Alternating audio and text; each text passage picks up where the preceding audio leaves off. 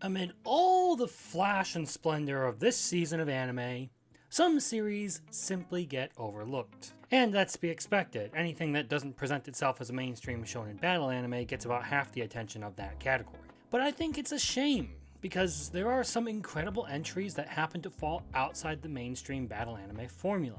Case in point being, from bureaucrat to villainess, Dad's been reincarnated. Legitimately one of the best entries of the 2025 winter season. Honestly, the idea of an old man suddenly becoming reborn as a noble girl was just too funny for me to ignore, and I'm glad I decided to check this one out. The basic premise of this is that an aging Japanese government accountant jumps in front of a truck to save a child and finds himself suddenly reborn as a woman of noble descent inside an otome game setting. Now, otome game isekais aren't exactly new to this season, but this one genuinely brings something that feels special to the table. From very upfront and important things like character writing and general world building, all the way down to seemingly meaningless details like short 30-second fight scene, and even the main character's life before being reborn, the show is near flawless in its presentation.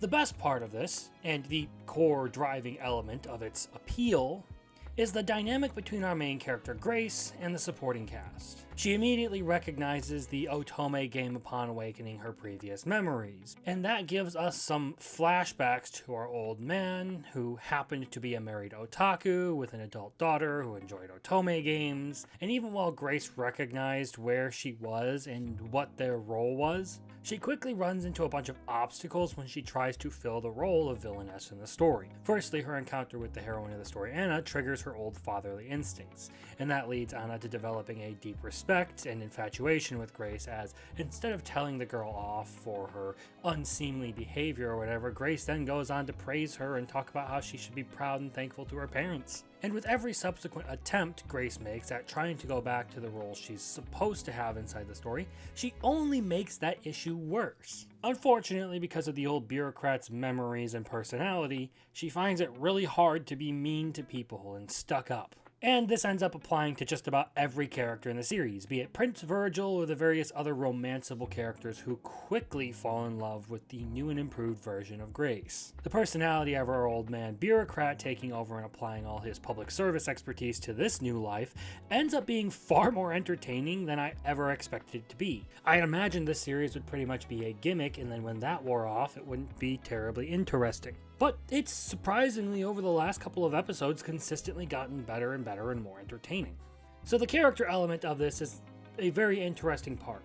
Grace having this idea that she's being evil and obstructing Anna's narrative roots is a very funny and somewhat unique take. But even then, she's still a very well written character overall, with her own reason for being harsh before remembering her previous life. Just as well, her sudden shift towards kindness and a much finer approach to life helps delve deeper into the cast and what the many people around her thought of her up until that point.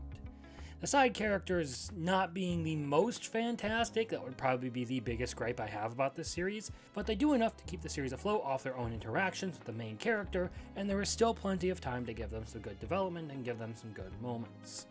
But even aside from the bread and butter that is the shenanigans caused by Grace's personality change, there are plenty of other small things in this that I can appreciate. Firstly, the fact that it's a guy being reincarnated as a woman, and his first thought upon regaining their memories isn't about touching themselves. A small thing, but after seeing that trope a couple of times throughout manga and anime, I don't think it would have done anything good for the series, and I'm glad they avoided it. The second part is that his reincarnation isn't backlit with drama from his previous life.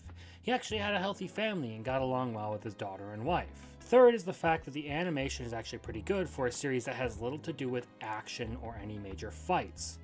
It's a nice little touch that makes it seem much more fun. Then there's the magic system having a detailed explanation for how it works, and I thought that was something that was a really nice final touch to tell me that this series is very well thought out, all the way down to very small details. And now, not the least of these things that makes me enjoy it, though, is the fantastic pieces of music that are the intro and outro to this series. They aren't critical for an anime to be good, but they help elevate one that's great to even higher heights. And if you haven't heard the intro to this series, I'd strongly advise you go check it out. All things considered, this series is a grand slam.